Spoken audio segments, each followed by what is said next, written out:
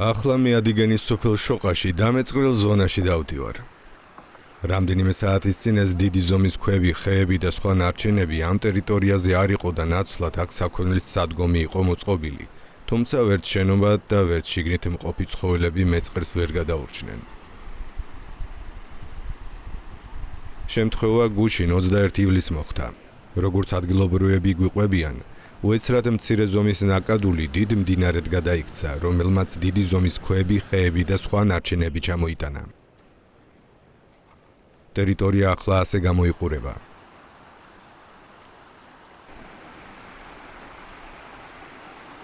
შოყაში დაზიანებულია საცხოვრებელი სახლები, დანგრეულია საქონლის სადგომები, ადგილობრივების თქმით, დაიხოცა ძროხები, ღორები, კურდღლები, ქათმები. დაუძახე ბავშვები ყველას რომ წყალი მოდის დიდი მეთქი, მანქანებით გავიქცეთ მეთქი. ჩავედი და მათ ჩემი ავტოფიკაცია, ძლივს გამოვიყვანე ბავშვი მყავს 10 წლისი და აქეთ მეზოლებს ყავს კიდე პატარა ბავშვები. ძლივს გავასწარეთ სახლიდან რა. რომ შემოვარდი ეს წყალი ბოსელო წაიღო.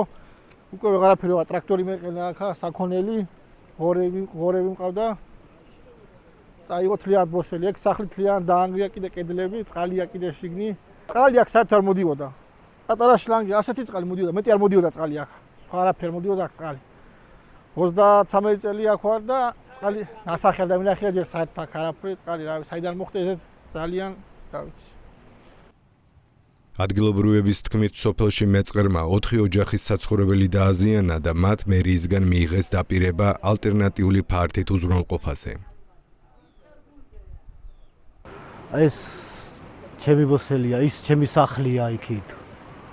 და ეს სახლი დაზიანდა, საცხოვრებლად აღარ იზავს. ჩემი სახლი სასაეჭო არის, რავი, თუ ჯერ კიდევ წყალი დგას პირველ სართულზე.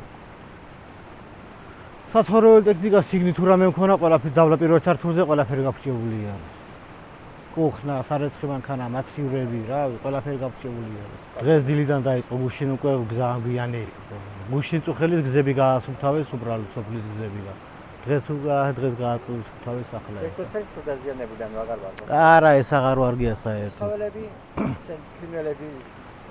აი, ცხოველები, ფრინველები წაიღო წყალმა ეზოში. კურდღლები, საკურდღლები მქონა, კურდღლები მყავდა, ისიც წაიღო. საქონელი მყავდა დაბლაზე, აიკაკლის ზემოდან ისეგეც წაიღო არ ჩანს.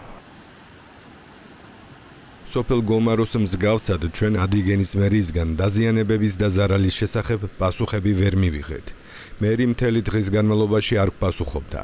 ხოლო უწყების საზოგადოებასთან ურთიერთობის სამსახურში გვეუბნებიან, რომ მერი სტიქიის ზონებში იმყოფება და გავრცელებული ინფორმაციით ვიხელმძღვანელოთ.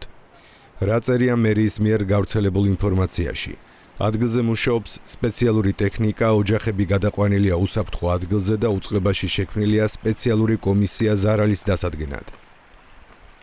შოყა ადიგენის მუნიციპალიტეტში მდებარეობს. საქსტატის ბოლო კვლევის თანახმად, სოფელში 100-მდე მოსახლე ცხოვრობს.